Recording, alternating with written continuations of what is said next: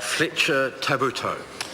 Thank you, Mr Speaker. May I take this opportunity to congratulate you personally on your appointment to the Chair. It is great to see you there, sir. On behalf of New Zealand First, I rise in support of the Accounting Infrastructure Reform Bill. It's an exciting topic, sir. I'm sure one of the ministers would class it as exciting and sexy. New Zealand First is very much supportive of enabling business and making business practice that much more efficient through the simplification of processes, especially for our Kiwi-owned organisations. The question does arise, however, at what point does efficiency go beyond what is reasonable and fair? I reflect on previous discussions in the House today, in fact, on matters also of great importance to business and the people of New Zealand. It should not be the role of this government, for example, to allow private enterprise to spend the next few generations treating their people as guinea pigs, trialling employment scenarios that undermine the humanity inherent in their own human resource. It will come to a stage of protest and revolution as our casualised workforce, desperate for what work they can find, slowly realise they are not just numbers on a balance sheet, and businesses will be forced, or hopefully will learn once again, the true cost of undermining their human resource. They will be cutting and slicing up the livelihoods of people in New Zealand, sir. But I do digress. Mr Speaker, it is important to note the intent of the Accounting Infrastructure and Reform Bill. The bill widens the definition of those entitled to perform audits, a more comprehensive and accountable system which will authorise registration of overseas audit firms, for example. At the same time, it fixes an anomaly which had very much restricted the structure of firms or organisations wanting to be recognised auditors. Now, New Zealand auditing firms can incorporate using the company form if they so desire. New Zealand First expects to see an improvement in efficiencies in this area as firms structure themselves as they see fit. At the same time, it does remove some of the requirements set out in law, sir. Initially, one would be wary of the intent to broaden those qualified to undertake such a task, and then additionally remove some of the rules outlining how certain tasks can be undertaken, especially with regard to this very important role within our business sector. Many of us may think of a small, bespectacled individual sitting in a darkened room, hovering over spreadsheets and calculators with their three coloured pens at the ready.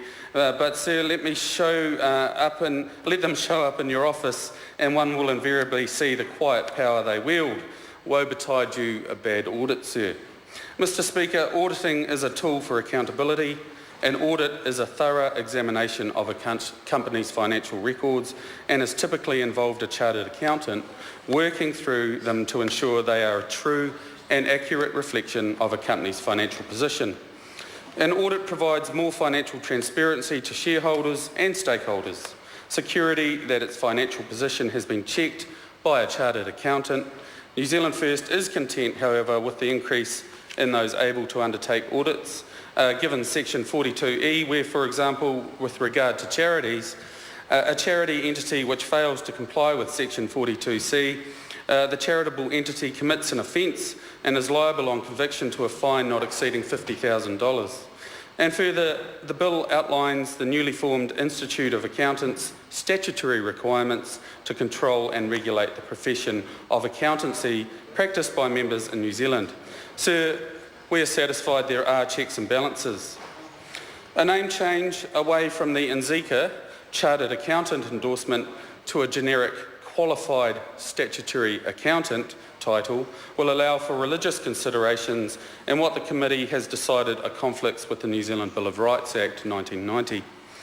The Accounting Infrastructure Reform Bill will improve the effectiveness of charities, offering different criteria for different sized charities. Sir, as outlined under the new section, a charitable entity is defined as large, essentially if its expenditure over the two preceding periods is more than $1 million, or medium, again, if over the two preceding periods its total operating expenditure is less than $500,000. Because these are large sums of money, it would seem to me it is important that our larger charities provide financial statements that are of a high quality. But as noted earlier, it is also heartening to see that our smaller charities will be able to use money for which it is intended rather than towards overly onerous compliance costs. The intent of the bill was to free up some of the restraints that were currently imposed on the New Zealand Institute of Chartered Accountants. I note, despite the bill not having passed yet, that NZICA is no longer, and we already have the organisation now named Chartered Accountants Australia New Zealand. I was privy to some of the discussions held by the membership of the former NZICA Institute over the past year or more as a stakeholder as head of a business school. It was in this role that I was aware of the debate that did in fact rage up and down the country. I take this opportunity to commend my friends and those members for their decision to merge. I hope the combined approach works for you all as you hoped it would. I have seen much change within the organisation itself already, sir. I acknowledge that the combined branding brings some inherent strengths, especially for labour mobility across Australia and New Zealand, particularly, but also into the wider world. It was of interest to note also the new legislation will allow NZICA to disestablish the role of President and Vice President. Unfortunately, one of the arguments for this is that the Australian equivalent will have its own presidential roles, rendering the New Zealand equivalents unnecessary.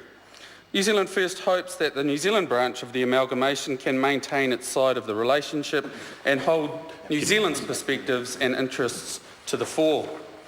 Sir, if this bill was created in order to help businesses in meeting their obligations and in so doing to save them some costs and time, then I commend the committee for their work. Mr. Speaker, this bill does what it sets out to do. The accounting and audit industry will now be that little bit more efficient and effective in what it can do. This is why New Zealand First stands in support of the Accounting Infrastructure Reform Bill. New Zealand First will always stand in support of any legislation that is good for New Zealand business. We know the incredible work of the businessmen and women of New Zealand, and this type of legislation, which serves to lower costs of compliance, is an example of a common sense policy we can and will always support. So the work of the Commerce Committee is indicative of what can be achieved when a bipartisan approach is taken, when a committee is open to submission and is willing to listen to those most affected by the changes proposed.